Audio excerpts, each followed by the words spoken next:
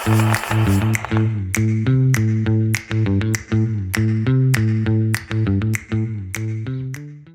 वालेकुम guys, I hope आप लोग सब ठीक ठाक हो गए। और आज हमारे साथ मशहूद भाई दोबारा मौजूद हैं और मशहूद भाई के साथ कन्ने में बैठे हैं मिस्टर अक्षय। आज फाइनली क्या हाल है अक्षय? फाइनली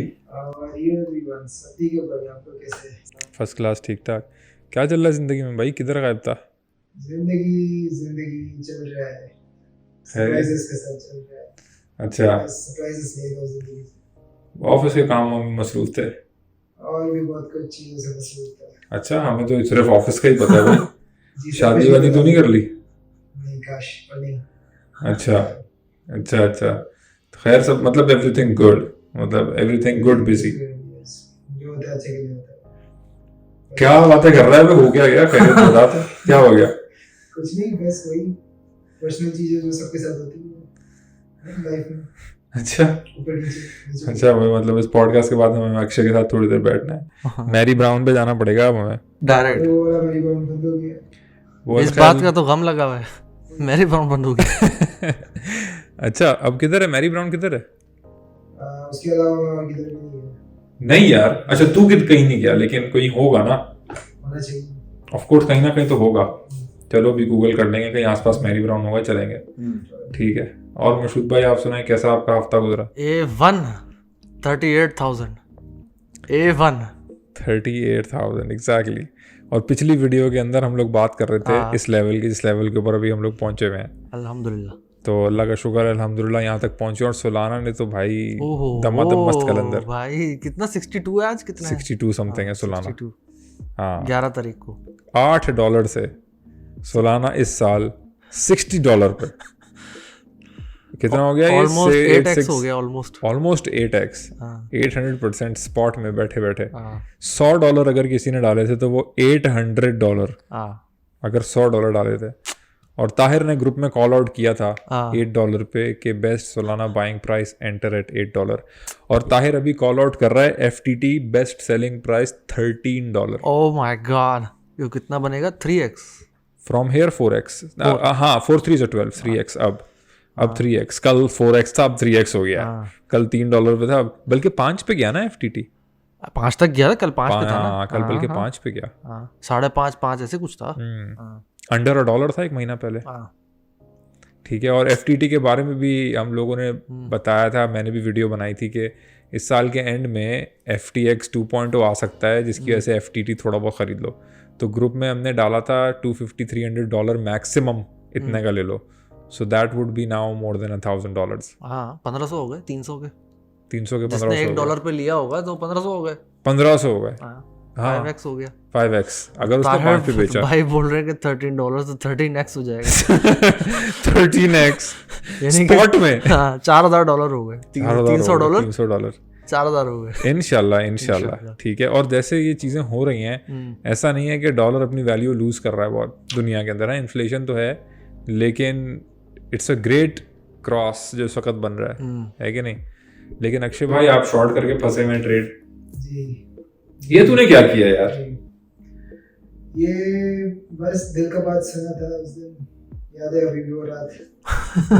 अच्छा, तो क्या हुआ था ये 26,000? टू गिव द कॉन्टेक्स्ट, 26,500 से तूने शॉर्ट किया है BTC और अभी तू $605 के नुकसान के अंदर है। अभी तेरी पोजीशन लिक्विडेशन कहाँ पे है? 40,300।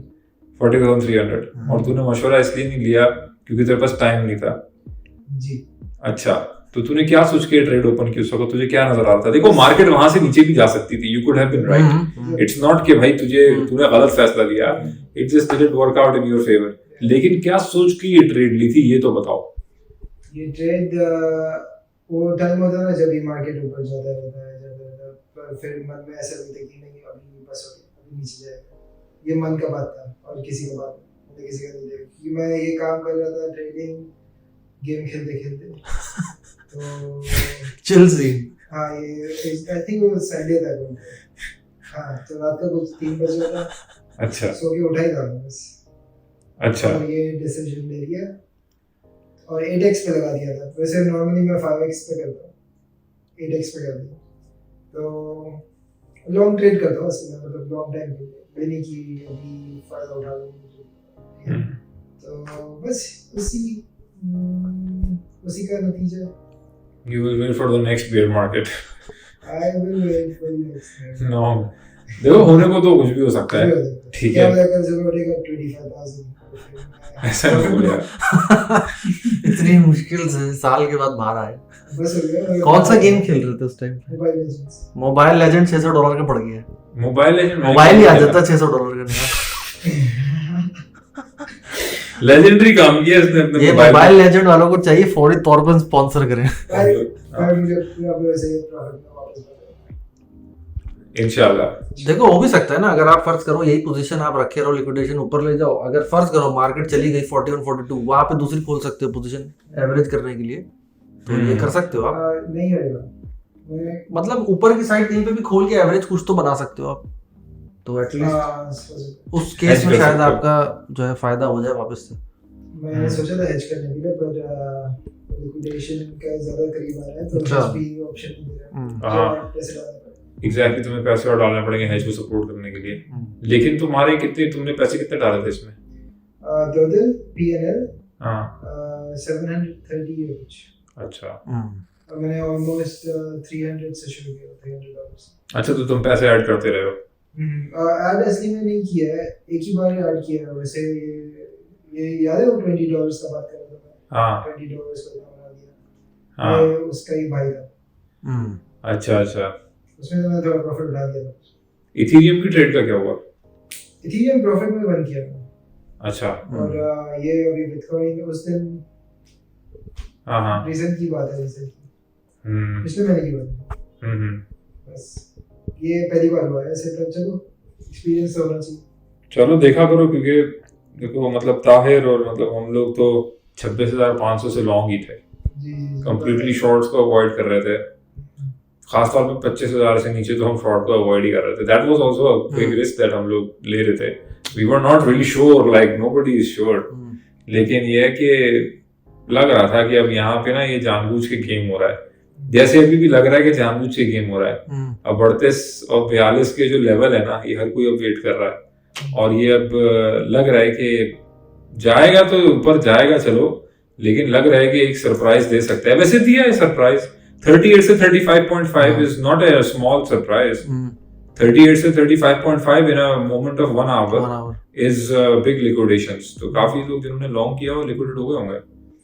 हाँ, तो इसी तरह मार्केट को थोड़ा थोड़ा करके जाएगी। नेक्स्ट रेट हाइक कब है? 1 दिसंबर, 1-2 दिसंबर ऐसे कुछ, फर्स्ट जो भी वो पड़ रहा है। वेडनेसडे होगा, कौन सी होगी, 3 दिसंबर ऐसे कुछ है शायद। उस दिन है। क्या लगता है अभी रेट हाइक करेंगे? हो सकता है कर दें, क्योंकि बहुत छूट दे दी है।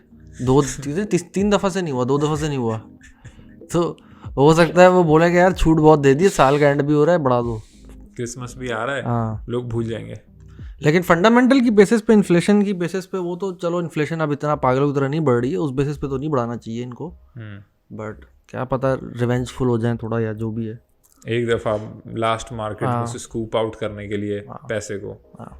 क्योंकि एक मेरे ख्याल से पेंडिंग है ना अभी एक rate hike, in their books is pending. बिल्कुल, और साथ में ETFs वगैरह का भी सीन ऑन हुआ है काफ़ी। अच्छा, इस न्यूज़ को मैंने फॉलो नहीं किया है, क्या सीन है? वो ब्लैक रॉक ने इथेरियम का स्पॉट ETF वगैरह फाइल किया है, और नैस्डैक में वो शो हुआ है, समथिंग लाइक दैट। मैंने इसको इतना फॉलो नहीं किया रिसेंटली। मैंने भी यही सुना था कि वो ETF लॉन्च कर रहे हैं इथेरियम का, जैसे बिटकॉइन का लॉन्च करने की कोशिश कर रहे हैं, वही चीज़ वो इथेरियम के साथ करने की कोशिश कर रहे हैं। लेकिन नैस्डैक से इसका क्या ताल्लुक है? ETF तो एक्सचेंज पे ट्रेड कर सकते हैं ना, वो अगर उस पर लिस्ट करवा दें तो वहाँ ट्रेड हो सकता है। नैस्डैक पे? हाँ, so it will be a part of the Nasdaq. हाँ, वहाँ ट्रेड हो सकता है। जैसे S&P 500 का ETF होता है SPY, तो वो भी ट्रेड होता है। तो इसी तरह वो ये भी ट्रेड हो सकता है। बट यही है कि अभी न्यूज़ ही है ना, ये तो पता चलेगा टाइम के साथ कि अप्रूव होता है नहीं होता। पहले बिटकॉइन का तो हो जाए अप्रूव, इथेरियम तो बात की बात है, पहले बिटकॉइन का तो शुरू हो जाए। लेकिन मुझे एक चीज़ लग रही थी कि ऐसा ये लोग कर सकते हैं कि सबको इस वक्त बिटकॉइन ETF के पीछे लगाया हुआ है, ट्रक की बत्ती के पीछे लगाया हुआ है, और उसकी आड़, और वो सब उस तरफ देख रहे हैं, सब उस तरफ देख रहे हैं, और ये मुंह उठा के इथेरियम का स्पॉट ETF अप्रूव कर दें, और बिटकॉइन जो है वो रह जाए वहीं का वहीं, ठीक है, अगले व्हाटएवर टाइम के लिए। ये भी मुझे लगा जब रिसेंटली ये मैंने न्यूज़ सुनी। इथीरियम जो है वो 2 हफ्ता पहले तकरीबन मैंने एक वीडियो भी बनाई थी कि वो बुल फ्लैग में फंसा हुआ था, तो कुछ ना कुछ कैटलिस्ट चाहिए था, ऊपर 2100 का ही टारगेट था उसका, तो वो कैटलिस्ट अब यही सामने आया जिस वजह से 2100 चला गया ये। दूसरा एक चीज़ ये भी है इसमें, ETF चाहे किसी का भी हो, बिटकॉइन हो, इथीरियम हो, कुछ भी हो, इस पे पहले मैंने यही बात की थी कि ब्लैक रॉक जो है भाई वो दुनिया का सबसे बड़ा फंड है, वो अपना फ़ायदा देखेगा और उसका फ़ायदा है बिटकॉइन ETF में, तभी वो लॉन्च कर रहा है। ठीक है, उसको हम जैसे आम लोगों से कोई मोहब्बत थोड़ी है कि भाई सारे अमेरिकन सिटीजन्स और सब लोग जी बिटकॉइन ले लेंगे तो बड़ा कुछ हो जाएगा, नहीं भाई, उसका अपना फ़ायदा है, इस वजह से वो इस गेम में घुस रहा है। और साथ साथ ये भी है कि हर बुलरन में एक बड़ा मेजर नैरेटिव चाहिए होता है जो बुलरन को चलाता है। फिर पिछली दफ़ा क्या था, एडॉप्शन होती थी, इतने 1000 ट्रांजैक्शन हो गई, इतने वॉलेट्स एक्टिव हो गए, इतनी कंपनियों ने बिटकॉइन के साथ पार्टनर कर लिया, उस बेसिस पे 69,000 चला गया। हो सकता है इस दफ़ा के बुलरन का नैरेटिव यही हो भाई कि ये 3-4 ब्लैक रॉक हो गए और ये जितने मॉर्गन स्टैनले और जितने बड़े बड़े हैं भाई, ये सब ETFs में आ गए हैं और इससे मार्केट में एकदम बिलियंस ऑफ डॉलर आया है और ये बुलरन को चलाए। बिल्कुल ना, बिलियंस ऑफ डॉलर मिंट तो हो रहा है। पिछली दफ़ा नैरेटिव ये भी इन्होंने बिल्ड किया हुआ था कि इन्फ्लेशन है, हाँ ठीक है, और उसकी वजह से बिटकॉइन बाय करो 2021 के अंदर।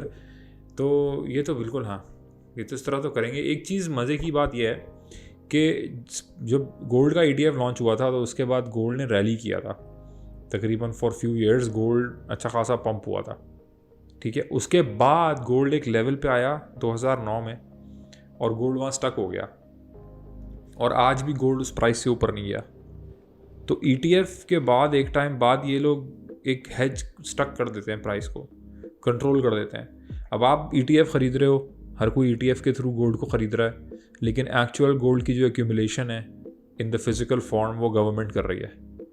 And all you have is just an ETF which is a paper, promise paper कि आपके पास इतना गोल्ड है, but you can never have that, you don't have that actually. वो कहता है ना, रॉबर्ट कियोसाकी कहता है कि gold is God's money and this is what I collect. तो they don't want you to have the god's money, they just want you to have the piece of paper. पहले वो piece of paper dollar था, अब वो piece of paper ETF है, क्योंकि bitcoin हो या गोल्ड हो, everybody measures that in dollar, लेकिन still you need to keep something to convert into dollar and they don't even want you to keep that. तो आई थिंक बिटकॉइन के साथ भी ये लोग यही करेंगे। बिटकॉइन की माइनिंग जो US के अंदर सबसे ज़्यादा है, उसमें मतलब मोर देन 45% US के अंदर माइन हो रहा है bitcoin, which is a huge thing. एक कंट्री में मोर देन 45, बाकी सारी दुनिया में डिस्पर्स्ड है। उसके अंदर भी जो 3 बड़े माइनर्स हैं बिटकॉइन के US के अंदर, ब्लैक रॉक ने ख़रीदा हुआ है उनको, ब्लैक रॉक ने एक्वायर किया हुआ है। तो जितना भी BTC पिछले 1.5 साल से निकल रहा है, जिस टाइम पे ये ब्लैक रॉक और मॉर्गन ये गालियाँ दे रहे हैं BTC को, ये एक्यूमुलेट कर रहे हैं कुत्ते की तरह, वहाँ से जो BTC आ रहा है वो इनके पास जा रहा है। बिल्कुल। वाइल दे वर सेइंग कि अगर हमारी कंपनी में से किसी ने BTC, वो क्या था, JP मॉर्गन, कि हमारी कंपनी में से अगर कोई पता हमें चल गया क्रिप्टो ट्रेड कर रहा है, we will fire that person. और नेक्स्ट डे उन्होंने बहुत बड़ा BTC बाइंग की। तो हाँ बिल्कुल, ये तो अपना फ़ायदा सोचेंगे, ये बात बिल्कुल ठीक है। इसमें साथ साथ जो है ना, देखो एक और चीज़ ये भी है, क्योंकि ब्लैक रॉक है भाई, सीधी बात है, सबसे बड़ी लॉबी उसकी गवर्नमेंट में है, इसको आप डिनाई नहीं कर सकते। गवर्नमेंट को वो ये भी पुश करेंगे कि भाई हम इतना बड़ा ETF मार्केट में लेके आ गए हैं, सही है, अब जो है जी ये बाइनेंस, कॉइनबेस, इन सब की कोई ज़रूरत नहीं है US के अंदर, क्योंकि हमने ETF दे दिया है आवाम को, जिसको जो करना है ETF के पास जाए, ETF ट्रेड करे। हो सकता है उनको वो ख़त्म करवा दें वहाँ से, और गवर्नमेंट को वो ये पिच करेंगे कि भाई हमारी तरफ से ETF चलेगा तो हमारे पास सबका डेटा है, आपको शेयर करना है, कोई मसला नहीं है, हम आपको सब बता सकते हैं भाई कौन क्या बिटकॉइन ETF के साथ क्या कर रहा है, सही है। तो इस तरह वो अपना कंट्रोल इसके ऊपर और स्ट्रॉन्ग कर सकते हैं। ऑफ कोर्स US मार्केट में उससे बात तो नहीं होगी, प्रॉब्ली खरीद लेंगे मुंह उठा के फाइनेंस वगैरह सबको, they can do that too. BlackRock has like endless supply of money, तो इसमें कोई शक नहीं है। पटाखे फट रहे हैं दिवाली के, हैप्पी दिवाली, हैप्पी दिवाली सबको जो लोग सेलिब्रेट कर रहे हैं। यहाँ दुबई में पीछे पटाखे फट रहे हैं दिवाली के, अगर पता नहीं आवाज़ आप लोगों को आ रही है कि नहीं आ रही।